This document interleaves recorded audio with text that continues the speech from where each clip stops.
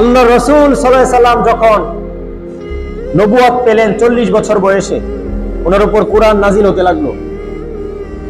এই নবুয়ত পাওয়া 7 বছর পর কাফেররা, মক্কার কাফেররা রাসূল সাল্লাল্লাহু আলাইহি সাল্লামের সঙ্গে সমস্ত সম্পর্ক ছিন্ন ঘোষণা করে দিয়েছে বাজারে বাজারে যে মুহাম্মদ সাল্লাল্লাহু আলাইহি সাল্লামের কোনো খাবার টাবার দেওয়া যাবে না, তার কাছে কোনো কিছু বিক্রি করা যাবে না। নাউজুবিল্লাহ বলেন। একবারে বয়কট, তার সাথে কথা বলাও নিষেধ, সব নিষেধ। বয়কট করে একদম লাগাতার 3 বছর আল্লাহ রাসূল সাল্লাল্লাহু আলাইহি সাল্লামের সঙ্গে মক্কার সমস্ত কাফেরদের মানে যে বিজনেস কারবারি যা ছিল সমস্ত কিছু বয়কট, মানে সবকিছু সম্পর্ক ছিন্ন। 3 বছর রাসূল এমন অবস্থা হয়েছে, ওনার সাহাবায়ে কেরাম গাছের পাতা চাবিয়ে খেতে হয়েছে, খাবার নাই। এই কষ্ট সহ্য করার পর 10ম বছরে, অর্থাৎ নবুয়তের 10 বছর পরে আল্লাহ রাসূল সাল্লাল্লাহু আলাইহি সাল্লামের এই 3 বছরের যে বয়কট, এই বয়কট বন্ধ হয়েছে, এই জুলুম নির্যাতন বন্ধ হয়েছে। হওয়ার কিছুদিনের মধ্যেই, 5 দিন কি 10 দিনের ব্যবধানে আল্লাহর নবী সাল্লাল্লাহু আলাইহি সাল্লামের সবচেয়ে প্রিয়তম মানুষটা, যে রাসূলের পাশে থাকতো, সাপোর্ট দিত, মানসিক সাপোর্ট, সব দিক দিয়ে সাপোর্ট দিত, ওই মানুষটা আবু তালেব, এই আবু তালেবের মৃত্যু হয়ে যায়, ইন্তেকাল হয়ে যান। আপাত দৃষ্টিতে তিনি অসহায়। আমাদের নবী ছোটবেলা থেকে কি ছিল? অসহায়। কেন অসহায় ছিল জানেন? কারণ আল্লাহ তাআলা একজন মানুষকে কবুল করার আগে প্রথমে তাকে অসহায়ত্ব দান করে। আগে অসহায়, এরপর আল্লাহ তাআলা তাকে সবার সহায় হন, মানে আল্লাহ নিজেই তার সহায় হন। সুবহানাল্লাহ। আল্লাহ নিজে আগলে তাকে বড় করেছেন। সুবহানাল্লাহ। আপন কাছের মানুষ আবু তালেব চলে গেল পৃথিবী থেকে, আল্লাহ রাসূল ভেঙে গেলেন। এর 10 কি 12 দিনের ব্যবধানে ওনার স্ত্রী খাদিজা রাদিয়াল্লাহু তাআলা আনহা উনিও চলে গেলেন। আল্লাহ রাসূলের ঘরের মানুষটাও শেষ, বাহিরের সাপোর্টের মনুষ্যটাও। রাসূল মানসিকভাবে এমন ভাঙলেন, আল্লাহ রাসূল অনেক কষ্ট হৃদয়ের মধ্যে তখন লালন করছিলেন। এই অবস্থায় মক্কার কাফেররা তারা প্রচন্ড পরিমাণ জুলুম রাসূলের উপর করতেছিলেন। আল্লাহ রাসূল সহ্য করতে না পেরে এক পর্যায়ে তিনি আল্লাহর আদেশে তায়েফে চলে গেলেন। কোথায়? তায়েফে। ভাবছিলেন যে ওই এলাকায় গিয়ে হয়তো তাদের সাপোর্ট পাবে, তাদের সঙ্গে কিছুদিন দাওয়াতের কাজ করা যাবে। এই জন্য তিনি নির্যাতন, অত্যাচার কিছুটা কমানোর জন্য তিনি তায়েফে গেলেন। তায়েফে যাওয়ার পর সেখানের অবস্থা আরো মারাত্মক ছিল, যেটা রাসূল কল্পনাও করে নাই। আল্লাহ রাসূল একজনকে সঙ্গে নিয়ে গেলেন, তার পালক পুত্র যায়েদ রাদিয়াল্লাহু তাআলা আনহুকে সঙ্গে নিয়ে গেলেন। সেখানে গিয়ে লাগাতার অনেক দিন যাবত তায়েফের লিডার, গোত্রীয় নেতাদেরকে বুঝাতে লাগলেন, ও তায়েফবাসীরা, তোমরা আল্লাহ রাব্বুল আলামিনকে মানো, এবং আমি আল্লাহর পক্ষ থেকে একজন মেসেঞ্জার, নবী, বার্তাবাহক, তোমাদের কাছে দ্বীনের বার্তা নিয়ে এসেছি, নবী আমি। তায়েফের দুর্দর্শ কাফেররা বলে, তুমি আল্লাহর নবী, তুমি আল্লাহর নবী। হায় রে, আল্লাহ নবী বানানোর জন্য আর কাউরে পাইল না, তোমার মতো এমন ফকির এবং দরিদ্র আল্লাহ নবী বানাইছে, আমরা এটা বিশ্বাস করি না। নাউজুবিল্লাহ বলে। ক্ষুধার্ত নবী, অসহায় নবী, তাদের কাছে যাওয়ার পর তারা বলতেছে, তোমার মতো এমন ইতিম, এমন গরিব, এমন মানুষরে আল্লাহ নবী বানাইছে, আল্লাহ ঠেকা পড়ে নাই, আর কাউরে আল্লাহ নবী বানানোর ঠেকা পড়ে নাই, তোমার আল্লাহ নবী বানাইছে। তুমি মিথ্যা কথা, তুমি মাকজুব, তুমি মিথ্যাবাদী, মাজনুন, পাগল, তুমি ঐক্য ফারিকুল জামা, তুমি ঐক্য বিনষ্টকারী, তুমি আমাদের এই সমাজের ঐক্য নষ্ট করার জন্য আসছো। নাউজুবিল্লাহ বলেন। এইভাবে রাসূলুল্লাহ সাল্লাল্লাহু আলাইহি সাল্লামকে তার আঘাতের পর আঘাত করতে লাগলো। আল্লাহ রাসূল এই আঘাত সহ্য করার পরেও তিনি বারবার যাচ্ছিলেন, মায়ার নবী উম্মতের ফিকিরে বারবার যাচ্ছিলেন।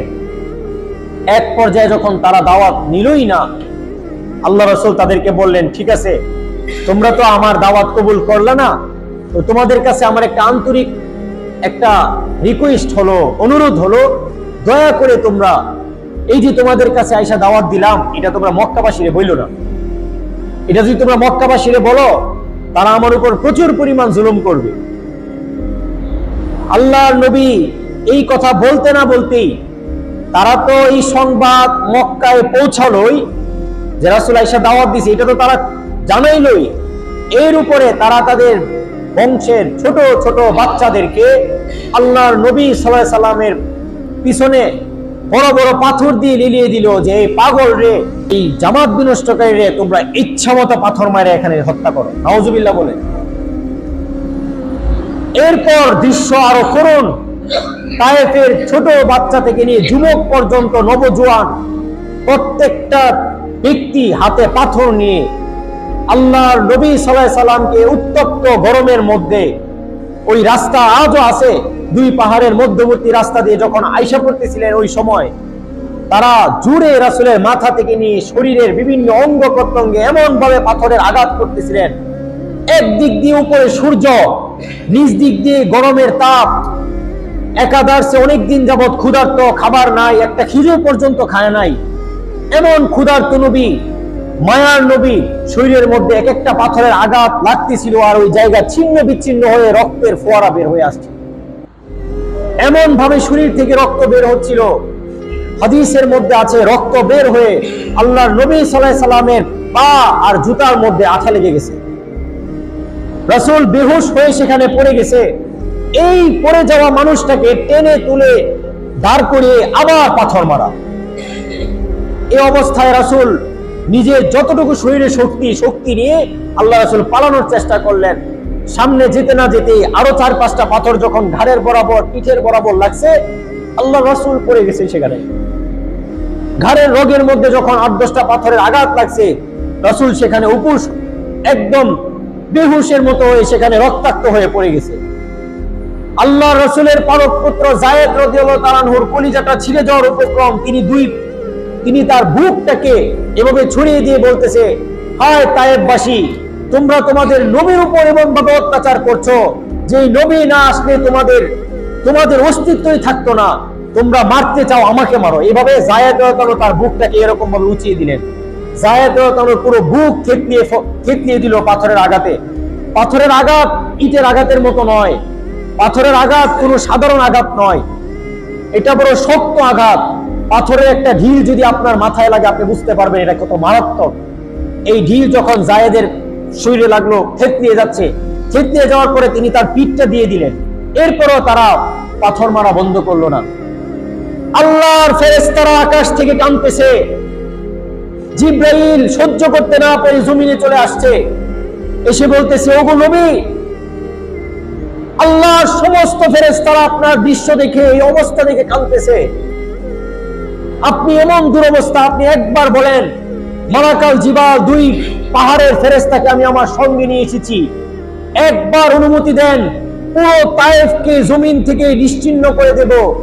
আল্লাহর নবী সেখানে বলতেছে, জিবরাইল, আমি যদি এই কাফেরদের কাজকে ধ্বংস করে দেই, তাহলে আমি কাদের কাছে গিয়ে বলবো লা ইলাহা ইল্লাল্লাহ মুহাম্মাদুর রাসূলুল্লাহ? আমি তো জমিনের মধ্যে বদদুয়া দেওয়ার জন্য আসি নাই।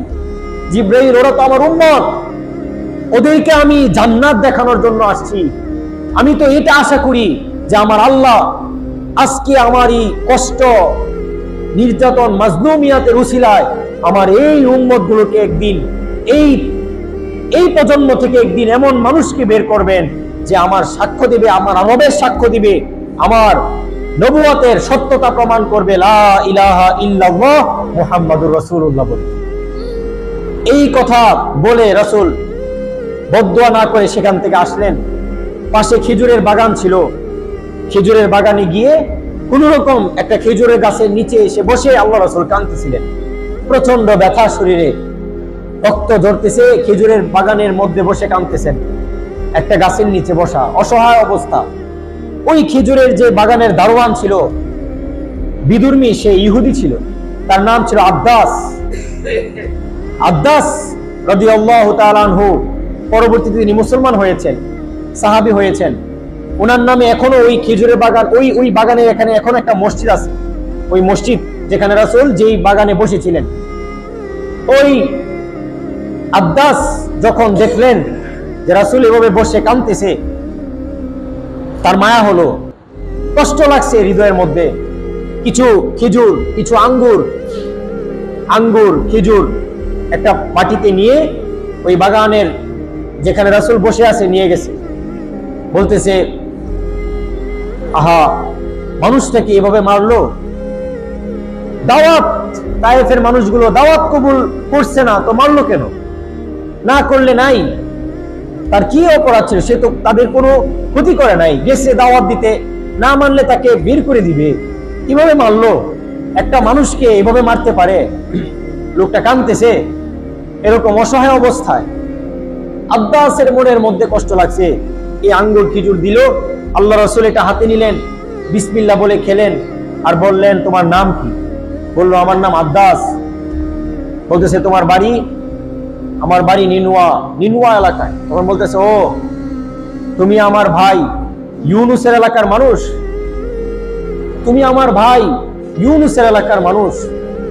তখন আব্বাসের ভিতরে কম্পন সৃষ্টি হয়ে গেল। আব্বাস বলতেছে, ইউনুসকে আপনি চিনলেন কিভাবে? উনি তো আরো 100 বছর আগের একজন মানুষ। আপনি আমার ওই এলাকার আমাদের বনি ছেলে নবী ইউনুসকে চিনলেন কিভাবে? তখন রাসূল বলতেছে, ইউনুস আমার ভাই। নবীরা একজন আরেকজনের ভাই, এক নবীর খবর আরেক নবীর কাছে থাকে। এই কথা বলার সঙ্গে সঙ্গে আব্বাস বুঝে ফেললেন উনি সাধারণ কোনো ব্যক্তি না, উনি মিথ্যা দাবিদার কোনো ব্যক্তি না, উনি সত্য নবী মুহাম্মদ আরবি সাল্লাল্লাহু আলাইহি সাল্লাম। আব্বাস সঙ্গে সঙ্গে আল্লাহ রাসূলের হাতে হাত রেখে ঈমানদার হয়ে গেলেন, কালেমা পড়লেন, আব্বাস মুসলমান হয়ে গেলেন। সুবহানাল্লাহ। ওই দিন আল্লাহ রাসূল সাল্লাল্লাহু আলাইহি সাল্লাম সন্ধ্যার পরে রাত যখন আসলো, রাসূল মনে দুঃখ নিয়ে আল্লাহর কাছে দোয়া করলেন। এমন দোয়া, যেই দোয়ার ভাষা আমি আপনাদের সামনে প্রকাশ করতে পারবো না। এটা আরবি বুঝতে পারলে আপনারা বুঝতে পারবেন, বাংলা দিয়ে বোঝানো সম্ভব না। এত হৃদয়, এত আবেগ আপ্লুত দোয়া। আল্লাহর রাসূল 2 হাত আল্লাহর দিকে উপরে তুলে বলতেছে, আল্লাহুম্মা ইন্না নাসআলুকা মাসআলাতাল মিসকিন। আল্লাহ, আজকে আমি আপনার কাছে এমন ভাবে 2 হাত উঠাইছি যেমন ভাবে একজন মিসকিন অসহায় তার মালিকের সামনে হাত উঠায়।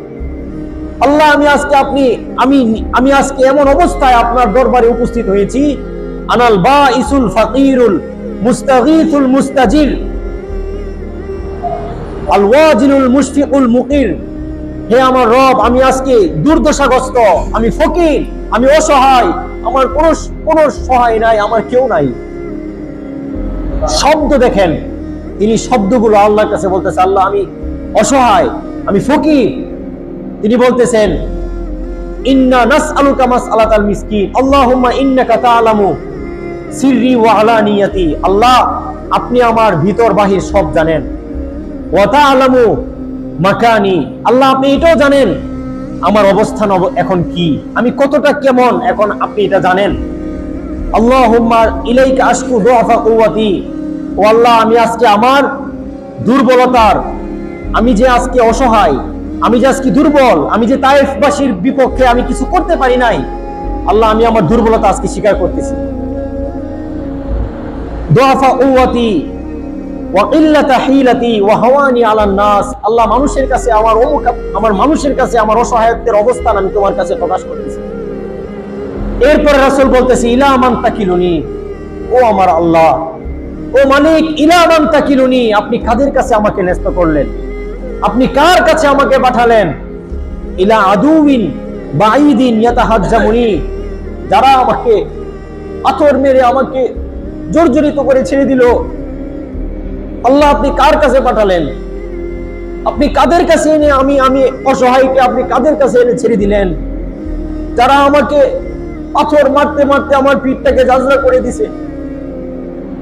ইলা আদুইন বাঈদিন ইয়াতাহাজ্জামুনি, যারা আমাকে পাথর মারলো। আল্লাহ, আপনি তো দেখছেন। আম ইলা করিবিন মাল্লাকতাহু আমরি, এমন কোন নিকটবর্তী মানুষের কাছে পাঠালেন যারা আমাকে তাদের দাস বানিয়ে ফেললো, তাদের গোলাম বানিয়ে ফেললো। একটা মালিক ও গোলামকে এত পরিমাণ মারে না, তারা আমাকে আজকে যেভাবে মারছে। এরপর রাসূল বলতেছেন, আল্লাহ, তারা তারা আমার প্রিয়, তারা আমার কাছের ছিল, তাদের আঘাতটা আমার প্রচুর পরিমাণ লাগছে। কাছের মানুষের আঘাত এটা খুব লাগে। কাছের মানুষ যদি ফুল দিয়েও ঢিল দেয়, এটা অন্তরের মধ্যে প্রচুর পরিমাণ লাগে। আর তারা দিছে পাথর দিয়ে আঘাত। আল্লাহর নবী বলতেছেন, ইল্লাম তাকুন সাখিতুন আলাইয়া, এরপরেও যদি, এত কিছুর পরেও যদি আল্লাহ আপনি আমার প্রতি খুশি থাকেন, আপনি আমাকে ভালোবাসেন, ফালা উবালি, তাহলে আমার কোনো যায় আসে না। তাদের কষ্ট, তাদের আঘাত আমার কোনো যায় আসে না। এখানে ভাই আমাদের জন্য শিক্ষা আছে, আমাদের জন্য শিক্ষা আছে। আমি আপনি যদি আমাদের জীবন পর্যায়ের, জীবনের প্রতিটা পর্যায়ে আঘাত, কষ্ট, ব্যথা, অসহায়ত্ব, একাকিত্ব, এগুলো যদি আমাদের জীবনে আসে, এরপরে যদি আমার আল্লাহ আমার প্রতি খুশি থাকেন, আমাদের রব যদি আমাদের প্রতি খুশি থাকেন, এই ব্যথা বেদনা কোনো যায় আসে না। সাময়িক পৃথিবীতেই ব্যথা বেদনা যায় আসে না। ইউনুসের উপরেও কষ্ট এসেছে, মাছের পেটে ছিল। আইয়ুবের উপরে কষ্ট এসেছে, অসুস্থ হয়েছিল। ইব্রাহিমকে আগুনে ফেলে দেওয়া হয়েছিল, মুসাকে নীল দরিয়া পার হতে হয়েছে, ইউসুফকে অন্দর মহলে আটকে রাখা হয়েছিল, জাকারিয়াকে দ্বিখণ্ডিত করা হয়েছে আলাইহিস সালাতু ওয়াস সালাম। এমনকি আপনার নবী সাল্লাল্লাহু আলাইহি সাল্লামকে উহুদের ময়দানে দাঁত শহীদ করে দেওয়া হয়েছে। যার শরীরের মধ্যে বসা বসা আরাম, সেই নবীর শরীরের মধ্যে কোনো প্রাণী আঘাত করা সাহস পেত না, করেও নাই। সেই শরীরের মধ্যে মক্কার, কুরাইশের, মদিনার, এমনকি বিভিন্ন গোত্রের লোকেরা আল্লাহ রাসূলের শরীরের মধ্যে আঘাত করেছে, দাঁত শহীদ করে দিয়েছে। এই কষ্ট উনি সহ্য করেছেন, তারপরেও বলেছেন, আল্লাহ আপনি যদি খুশি থাকেন, এই কষ্ট আমার কাছে কিছু না, কষ্ট আমার কাছে কিছু না। এখান থেকে শিক্ষা, যত খারাপ পরিস্থিতি আসুক, আমার রব যদি আমার সাথে থাকে, আমি যদি আমার রবের ইবাদতের ভিতরে থাকি, তার সান্নিধ্যে থাকি, রাসূলের সুন্নাহর উপরে থাকি, তাহলে এই কষ্ট বেশি দিন না, হয়তো 40-50 বছর, এরপরে শেষ, কবরে চলে গেলে শান্তির জিন্দেগি শুরু। দুনিয়ার 50 বছরের কষ্ট জান্নাতের এক মুহূর্তের একটা বাতাসে দুনিয়ার 50 বছরের কষ্ট ভুলে যাবে, ভুলে যাবে। এত সুন্দর জান্নাত আল্লাহ রাখছে। তো এত কষ্ট করেছেন নবী আমাদের জন্য, এরপরও তিনি মদিনার মধ্যে এখনো কাঁদেন। কাঁদতেছেন তো কাঁদতেছিনি, এখনো পর্যন্ত কাঁদতেছেন, কিয়ামত পর্যন্ত কাঁদবেন, হাসরের ময়দানেও তিনি আপনার আমার জন্য কাঁদবেন। এই জন্য আল্লাহ বলছে, আতিউর রাসূল, রাসূলের আনুগত্য করো। ভাই, আল্লাহর পরে কাউকে যদি অনুসরণ করা লাগে, আনুগত্য করা লাগে, রাসূলের আনুগত্য করেন। রাসূল যেভাবে চলেছে এভাবে চলেন। রাসূল বলেছে ঋণ পরিশোধ করো, আপনি ঋণ পরিশোধ করেন। রাসূল বলেছে যে আমার দৃষ্টিতে সেই ব্যক্তি সবচেয়ে উত্তম যে কিনা মানুষের উপকারে আসে। তো রাসূল যেটাকে উত্তম বলেছেন, আপনি আমি সেটাকে নিজের জীবনে বাস্তবায়ন করব, মানুষের উপকার করব। রাসূল বলেছেন আমার দৃষ্টিতে সেই ব্যক্তি উত্তম যে কোরআন নিজে শিখে অন্যকে শিক্ষা দেয়।